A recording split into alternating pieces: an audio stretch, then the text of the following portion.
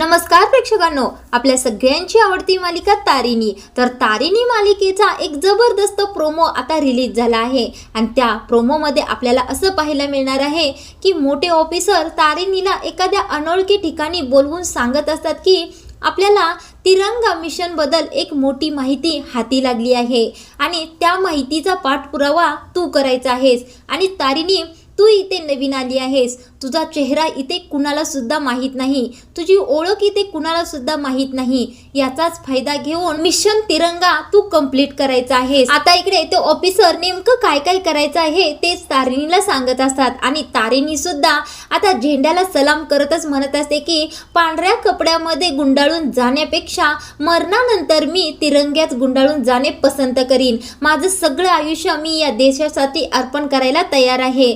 आता मी येणाऱ्या शत्रूंना कधीही आपल्या राष्ट्रावर विजय मिळवून देणारच नाही. आता तारिणीने अशा प्रकारची शपथ घेतलेली असते. तर प्रेक्षकांनो, आपण मालिकेमध्ये पाहतच आहोत की तारिणी आता सगळ्या घरच्यांना न सांगता फक्त केदारला सांगूनच अमृतसरला निघून आलेली असते. आता तारिणी घरामध्ये अशी न सांगता निघून गेल्यानंतर पाठीमागे मात्र खूप मोठा गोंधळ उठलेला असतो. सगळेजण आता तारिणीला विचारायला लागलेले असतात. तारिणीने जे व्रत केलेलं असतं त्याचं उद्यापन सुद्धा अजून बाकी असतं. आता सगळी जबाबदारी तारिणीवर असते, तरी सुद्धा तारिणी देशासाठी स्वतःच्या सगळ्या संसाराचा त्याग करते आणि मिशनसाठी निघते. कारण तिला तिरंगा मिशन कंप्लीट करायचं असतं. तिच्यावर खूप मोठी देशाची जबाबदारी आलेली असते आणि त्यासाठी ती ऑफिसरचं धन्यवाद सुद्धा मानत असते की सर, प्रत्येकाला देशासाठी बलिदान देण्याची संधी मिळत नाही, मला ही संधी दिली त्याबद्दल खूप खूप आभार. त्यावेळेला तारिणीला ही जबाबदारी घेण्यासाठी खूप आनंद झालेला असतो. पण अचानक तारिणी घरातून गेली म्हटल्यानंतर इकडे केदारला सगळ्यांनी टार्गेट केलेलं असतं. आता सगळेजण चारी बाजूनी केदारला एकच प्रश्न विचारत असतात की तारिणी गेली कुठे? अरे तुला न सांगता कशी गेली? सध्या ती कुठे आहे? अरे तिला फोन तरी लाव, असं म्हणून सगळेजण भंडावून सोडत असतात. खांडेकरांच्या घरामध्ये सकाळ उठून पाहिल्यानंतर तारिणी नसते. म्हटल्यानंतर ही पद्मिनी, निशी आणि युवराज तर उठूनच बसलेले असतात. आता हा युवराज तर तारिणी बद्दल एवढं काही काही राडा घालतो. आता इकडे निशी केदारला विचारत असते की अरे केदार, तुझी बायको सकाळ सकाळी उठल्याबरोबर गेली तरी कुठे?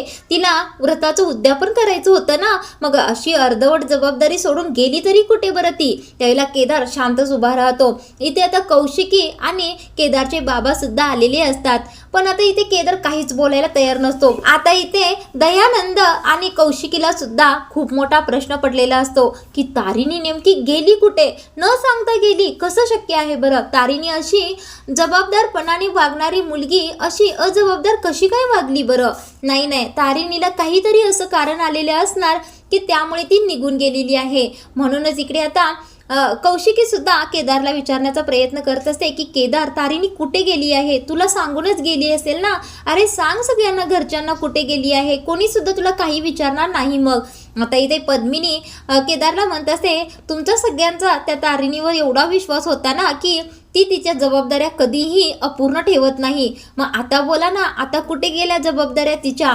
कशी काय बरं अशी घर सोडून गेली? आणि त्या उद्यापनामुळेच आपल्या घराचं हित होणार होतं ना, मग आता कुठे गेलं बरं ते तारिणीचं व्रत आणि ते उद्यापन? आता ही पद्मिनी तर चांगलीच तारिणीला पहिल्यापासूनच नावं ठेवत असते आणि तिला काय आता संधीच मिळालेली असते. इकडे हा युवराज मात्र हद्द पार करून बोलत असतो. तो आता केदारला म्हणत असतो, काय रे, तारिणीचा नवरा आहेस ना तू, मग बायको कुठे गेली, काय करत आहे, कुणाकडे गेली, हे काही तुला माहित नाही? सांग ना घरच्यांना, कुठे गेली तुझी बायको? त्यावेळेला आता केदार शांतच उभारलेला असतो. आता कौशिकी म्हणत असे, केदार, सगळेजण तुला काय विचारत आहेत, बोल की काहीतरी. त्यावेळेला केदार काहीच बोलत नाही, कारण तिरंगा मिशन हे गुपित ठेवायचं असतं. तारिणी एक ऑफिसर आहे हे तर गुपित असतंच, पण आता ती मिशनवर गेली आहे हे कुणालाच कळून द्यायचं नसतं. म्हणजे केदारच्या तारिणी टीममध्ये सुद्धा कुणाला सांगायचं नसतं. पण आता इथे काय होतं, युवराज काय म्हणतो, केदार काहीच बोलत नाही म्हटल्यानंतर त्याला चिडवण्यासाठीच म्हणतो. तो म्हणतो असो, कुठे गेली आहे? म्हणजे इथे प्रेक्षकांना आता सगळेजण विचारत असतात म्हणून केदार थोडं खोटं बोलतो. तो म्हणतो तिची भारती नावाची एक मैत्रीण आहे, तिकडेच ती गेली आहे. त्यावेळेला हा युवराज केदारला चिडवण्यासाठी आणि हुसकवण्यासाठीच मुद्दामून म्हणत असतो की भारतीकडे गेली आहे, अरे बघ जरा चौकशी कर, मैत्रिणीकडेच गेली आहे की एखादा मित्र आहे, तिचा नवरा आहेस की काय तुला माहीत सुद्धा नाही. बरं आता इथे असं युवराज तारिणीबद्दल काहीतरी चुकीचं बोलतो. त्यावेळेला कौशिकी तारिणीसाठी आवाज उठवते. ती म्हणत असते, कौशिकी म्हणत असते की एखाद्या स्त्रीच्या चारित्र्याबद्दल असं बोललेलं मी खपवून घेणार नाही. त्यावेळेला युवराज थोडासा शांतच बसतो आणि केदार तर आता तारिणीबद्दल असं बोलल्यानंतर युवराजच्या अंगावर मारण्यासाठी धावून गेलेला असतो.